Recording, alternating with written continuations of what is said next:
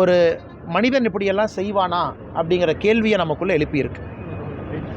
அதுவும் நான் இந்த நேரத்தில் வந்து எல்லா மதமும் ஒரே மதம் என்று நினைக்கக்கூடிய மனிதன் நான் இருந்தாலும் கூட, ஆனால் வரக்கூடிய தீவிரவாதிகள் அப்படி நினைக்கல. நீ வந்து குரான்லேருந்து 2 வெர்ஸை சொல்லு, உனக்கு தெரிஞ்சிருக்கா, நீ இந்துவா முஸ்லீமா, இதெல்லாம் கேட்டு 26 பேர் அப்பாவிகளை படுகொலை செய்திருக்கின்றார்கள்.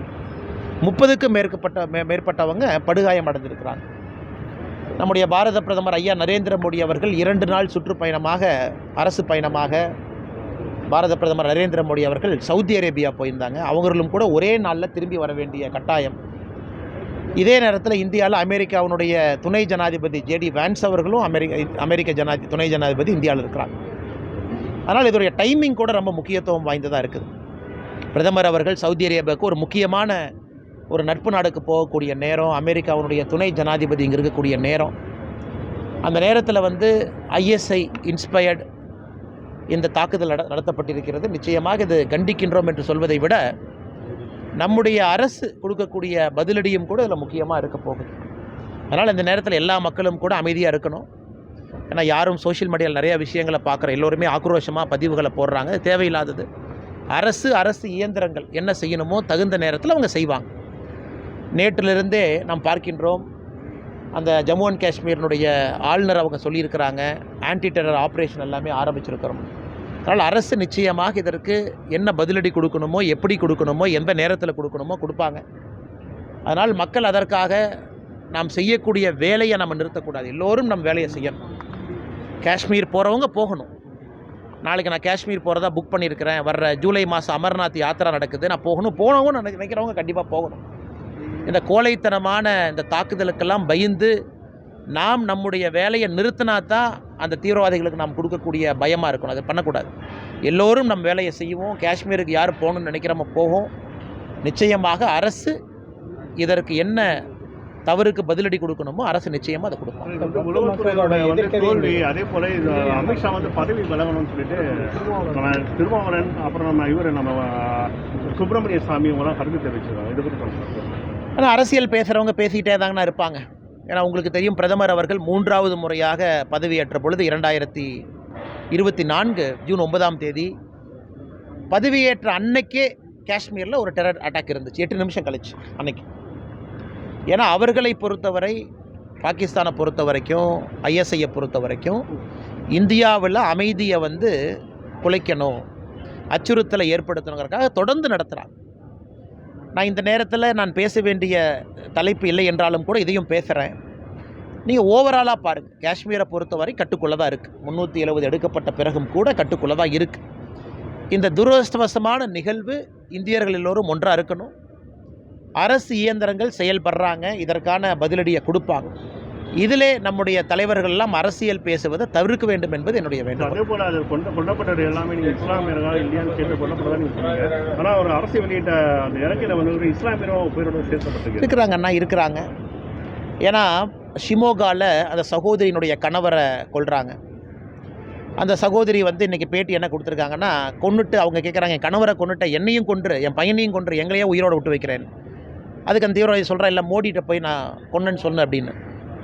அதே போல் பேட்டி கொடுக்கக்கூடிய பல பேர் சொல்கிறாங்க, லைனாக நிற்க வச்சு இஸ்லாமிக் குரான் வெர்ஸு கேட்குறாங்க. சொல்லாதவங்கள 3 புல்லட், தலையில் 1, காதில், அதெல்லாம் சொல்கிறாங்க. சொல்கிறத வச்சு நம்ம சொல்கிறோம். அதே நேரத்தில் இதில் நான் ஏற்கனவே சொன்னது போலங்கன்னா, இதில் வந்து அவங்கள காப்பாற்ற வந்தது அங்கே இருக்கக்கூடிய இஸ்லாமிய சகோதரர்கள் தான். ஏன்னா பெஹல்காமில் இந்த அட்டாக் நடந்த பிறகு பார்த்தீங்கன்னா, அது குறிப்பாக பெஹல்காம்லேருந்து 3 கிலோமீட்டரு, இது குதிரையில் மட்டும்தான் போகணும் இந்த பகுதி. அந்த பகுதியில் முதல் கட்ட சிகிச்சை உடனடியாக வந்தது அங்கே இருக்கக்கூடிய இஸ்லாமிய சொந்தங்கள் தான் வந்தாங்க. ஆனால் நாம் இதில் திரும்ப திரும்ப சொல்லுவது தீவிரவாதிகளுடைய மனநிலையை சொல்கிறோம். நமக்குள்ள நாம் இஸ்லாம் இந்து எல்லாம் சமம் தான், ஒன்று தான், நமக்குள்ள வேற்றுமை இல்லை என்றால் நினைத்தாலும் கூட தீவிரவாதிகள் மதத்தின் அடிப்படையில் தானே தீவிரவாதம் செய்கிறாங்க. அதைத்தான் நம்ம கண்டிக்கிறோம். அவன் நீ வெறுசு சொல்லுன்னு தானே கேட்குறான், அதைத்தான் நம்ம கண்டிக்கிறோம். அதனால் நிச்சயமாக தீவிரவாதத்தை தீவிரவாதமாக தான் பார்க்குறோம். அரசு இயந்திரங்கள் நிச்சயமாக இதற்கு பதிலடி கொடுப்பார்கள் என்கிற நம்பிக்கை இருக்கு. வக்ஃப் மசோதாவை எதிர்க்கவே இந்த தீவிரவாத தாக்குதல் 2-3 நாட்களாக பாகிஸ்தானுடைய ஆர்மி சீஃபு அவர் வந்து காஷ்மீர் வந்து எங்களுடைய இன்டெகிரல் பார்ட் அப்படின்னு அவர் ஒன்று பேசியிருந்தாப்புல. அதே மாதிரி நிறையா அந்த கிளரிக்ஸ் எல்லாம் வந்து குறிப்பாக நிறையா காஷ்மீரை சாராதவங்கெல்லாம் காஷ்மீருக்குள்ளே வந்து குடியுரிமை பெற்று இருக்கிறாங்கன்னு தவறான தகவலை பரப்புகிறாங்க, பொய்யுரைகள். குறிப்பாக பாகிஸ்தான் ஆக்கிப்படி காஷ்மீரில் இஸ்லாமாபாத்தில் கடந்த ஒரு வார காலமாகவே நிறைய ஸ்பீச்சஸ், பப்ளிக் ஸ்பீச்சஸ். அவர்களுக்கு இந்தியா வளர்வது பிடிக்கல, அமைதியாக இருப்பது பிடிக்கல.